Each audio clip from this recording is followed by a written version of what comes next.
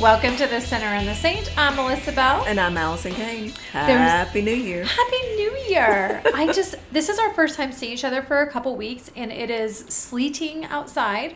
It's just nasty, and one of the only things that could get me out of the house today was seeing you. Oh, thanks. I know, I was so excited. I was like, oh, I'm sorry she has to drive in the rain, but I really am glad she's driving in the rain. She's like, I thought you were going to cancel. Absolutely not.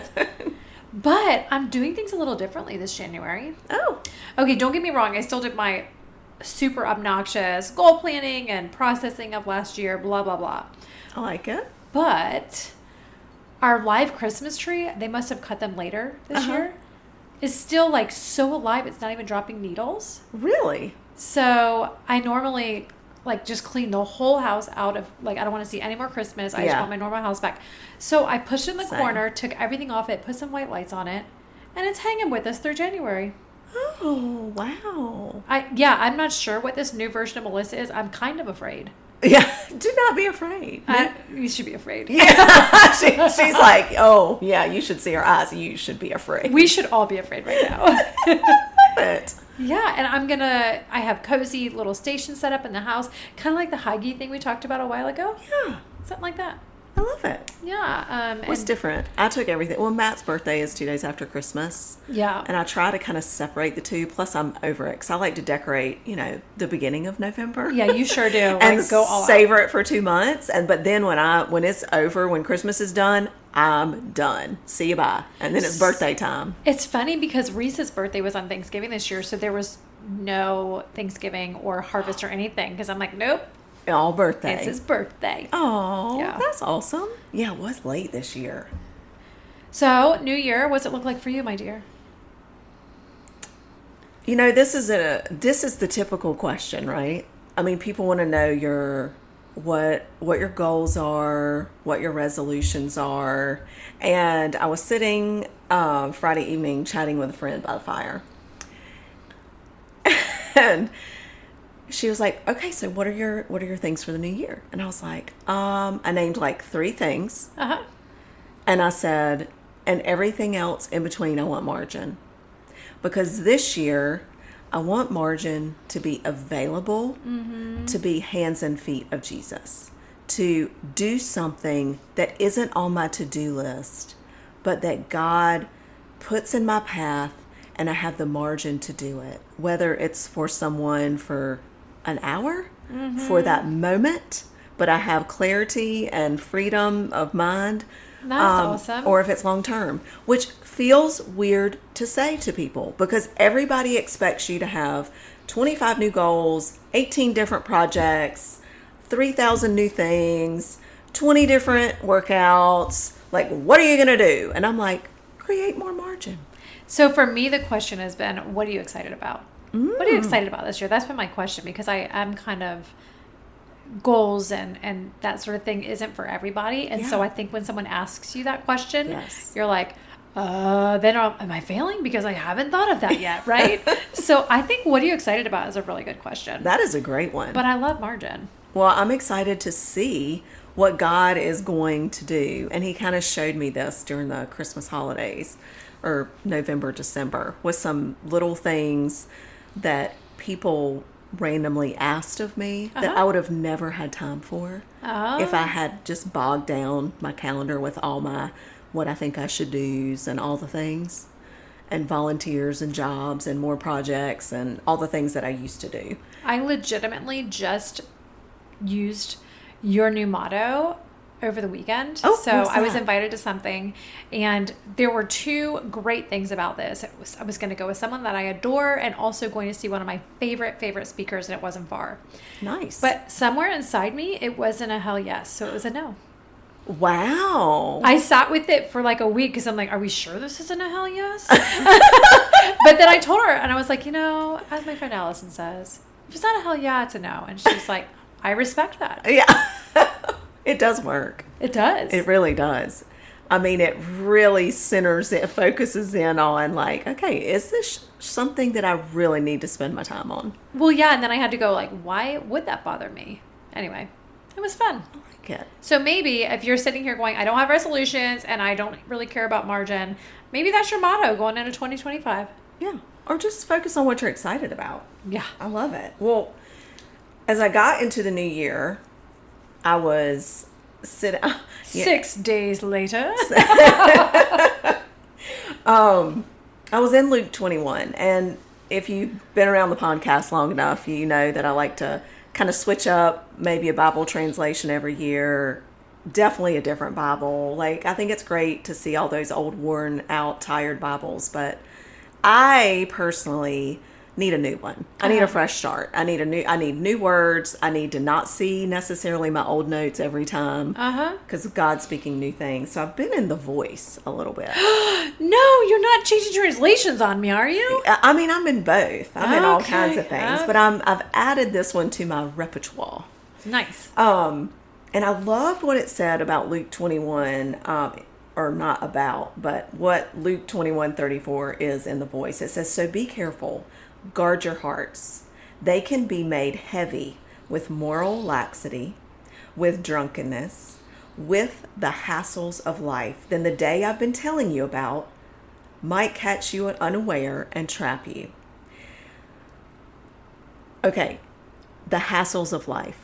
I feel like in all these other translations, or maybe I've just never noticed, and all the times I've always heard like your sin, your moral laxity, and your drunkenness, like be careful of all these things because you might miss the day of God's return. But I had just never stopped and been like, and the hassles of life. Like the busyness. Yeah, because how many of us can say, well, I'm not drunk every day. Right. Hopefully most of us. And, you know, moral laxity. I mean, we all have a little bit of that. Yeah. Yeah. Because we're human. A little bit. But, you know, it could be like, well, I'm not really like actively sinning today. I mean, we always kind of. Right. Yeah, at this, I don't know, probably am. But anyway, the hassles of life just really grabbed me.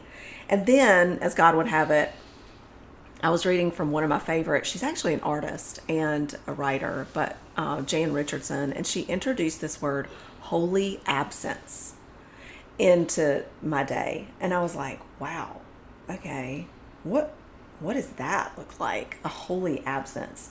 And it just opened up this whole new idea with these hassles of life and this holy absence.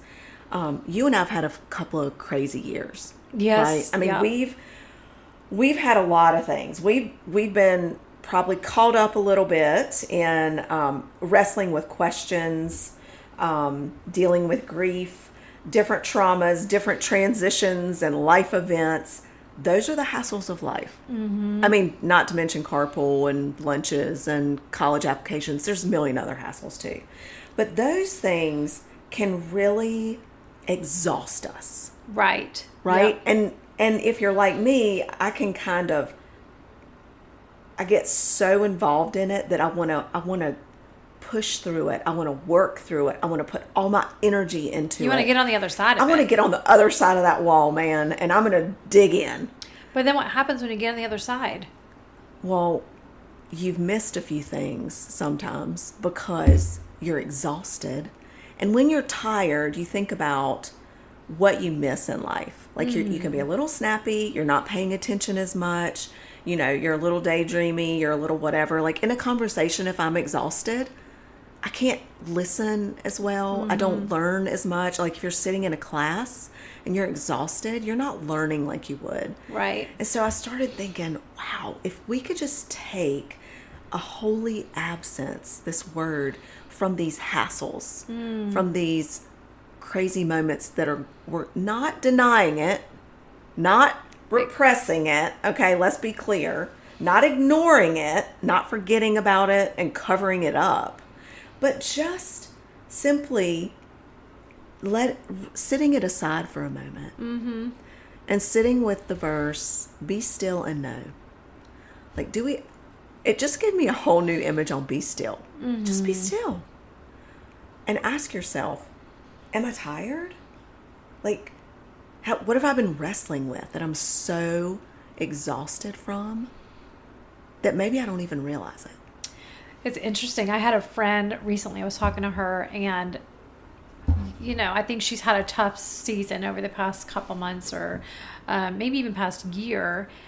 And because of her journal, she was able to go back and see the patterns that were playing out in her life, which is why journaling is so great. So I would imagine during a holy absence, it's a really good time to journal and write about what's going on.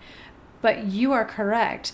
If you don't take the time to really sit and spill it out from your heart, not just from the surface, you're never, ever going to get to where you need to go to not be tired. And you might, right? And if you do, because you might, just by hard work and whatever, and pure stubbornness, you get through it. But you're still tired. But you're exhausted, and you've missed so many of God's lessons and his wisdom. Like, we can't hurry up God's wisdom or our soul struggles. We can't hurry that stuff up. We can't hurry up our spiritual growth. And when we just plow through, we are missing actual true healing, right, and lessons that can change our lives and our hearts forever. I just wrote in my book the other day, take time to pause and take inventory and heal and process, or else you're taking it with you and piling more on it. Yes. Yeah. Like, we just need to reposition ourselves sometimes and get out of the wrestling, this wrestling with ourselves, with God, with this situation, and let the dust settle so we can see more clearly about our situation and our hearts. Like, open up our hands, like release the clenched fist and open up our hands and not be so tense about it. And that trusting God is really in control. And this is like, when we're still, we are more apt to know. Be still and know. We are more apt to recognize He is God, that He has a plan for us, that He holds us in the palm of His hand and protects us with heavenly armies. Like, that's the truth. And so I thought we could ask some questions. I was going to say, how do we get there? Questions are good. Questions are awesome. Like, first, ask yourself today, like, do I feel tired and worn out? Okay, a lot of us probably do after the holidays. And do you know that there is, in the church calendar, these days after Christmas, there's a name for it. It's called Women's Christmas. What? Yeah. And it is a time, like, after church in January, because the women, like, do so much in the holidays, where it's a time of gathering and resting and being together in community and all this stuff. Well, that's fun. Isn't that fun? This whole church calendar thing you've been talking about lately is very obscure for me. I know. A little for me too. Coming from, the seeker show church. So, right. Anyway. Yeah. So just, we're always learning new things. That's right. But a deeper question might be, if you're feeling a little frazzled, it could be in your heart, in your soul, in your body, in your mind. Like, what are you needing a rest or a break from today? What is that right now? Cooking dinner. Oh. That, yes. People throw a lot of shade at me for that. But anyway. I was actually talking about myself, but yes, I do remember that declaration that you had back in. I haven't forgotten it. Yeah. A lot of shade. But anyway. Hey, just so you know, her kids, no bread in this house. Yeah. If you want bread, bring your loaf of bread with you. That's right. If you want your snacks and... Yep. Yeah, it's a thing. It's a thing when the kids go away. All right, what's been keeping you from taking a rest? Often we do know that we're tired, but we push it aside, we ignore it, we refuse to be still or to take that time. We'll fill it up with other things. What's kept you from taking a rest? Is it an obligation? Is it a guilt? Maybe you just haven't even considered it. Like, oh, that's an option? But sometimes I think because of your chaos and busyness, you fail to plan. Right. And so then you're just reacting every single day of your life. And that is exhausting. It is. And so that's another good question. Why do we feel so compelled to strong arm our way through transitions, grief, complications, different situations? I mean, why can't we, this is for myself just as much. I mean, I'm really learning to do this, but it's always a struggle. Why can't we let the valley just be the valley? The pit just be the pit, or the desert just be the desert? Like, why are we so like, it's like an emergency alarm goes off. Like, oh crap, I'm in the desert. I gotta swim, but there's no water. Right. I gotta get out of here. What's wrong with me? Like, we start all this talk in our heads and we kind of panic. Yeah. Instead of just stopping. Like, stop, regroup, be still. Get your bearings straight, recenter, refocus, get your eyes back on God. Yep. And off of yourself and what you need to do, or what the expectations what are. self-help thing you need to do to pull Right. yourself out of the pit, what podcast you have to listen to, what therapist you have to go to, what meditation's going to work, just like, because it will continue to come back around. Yeah. It's like the reoccurring Groundhog Day. It's going to come back unless you figure out how to handle that situation. But that only comes from sitting with God. And I do believe that the deserts and they still come. But the difference is we sit a little more peacefully knowing who is with us in the desert. Right. And so I think that comes back to knowing God's character and watching him, slowing down, paying attention to see where he's working and how he has worked. Yes. You can fall back on the history of you and God. Yep. I know. I kind of imagine, like, okay, I'm in the valley. What if instead of panicking, I'm like, okay, but I've been here before. Right. It's not like this is new. Okay. I've been in a valley and I can't really see the sunset, but I know there is a sunset and I will see it again because God, he's the same every day and he's with me. And in the pit, like, it's a little dark down here. But I've been here before, and God is my light. So it's not actually dark down here. There's something about taking your hits down there. Because I think about my older son who does Muay Thai, and I think the one gift that Muay Thai gave him, this is going to sound insane, but he knows he can take a punch. And so that's going to change how you interact with everything in life. It's so true. And so when you go through the pit in the valley and you don't like scurry out really quick and just like, fake your way out of it or drink your way out of it or shop your way out of it, you can handle the pit. Yeah. Being still in those places isn't so scary anymore when we're knowing and remembering who God is and who he always has been. I mean, when you're in the desert, like, instead of freaking out because you might thirst to death, just know God's the biggest Stanley cup full of water you can get. I mean, I don't carry one of those around. My arms aren't strong enough, but some people do all the time. Also, last question, what blessings might we miss if we are exhausted through the trial? That is my big thing. If we're not sitting and being still in those places, if we're just fighting, running, what are we missing?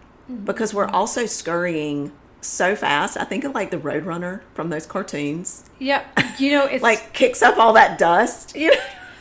I think, when I'm hearing you talk about all these things and my visual that I get is like someone that hits the ground running super fast, but they never took the time to see, number one, where they were starting from. Right. The posture of their soul when they started.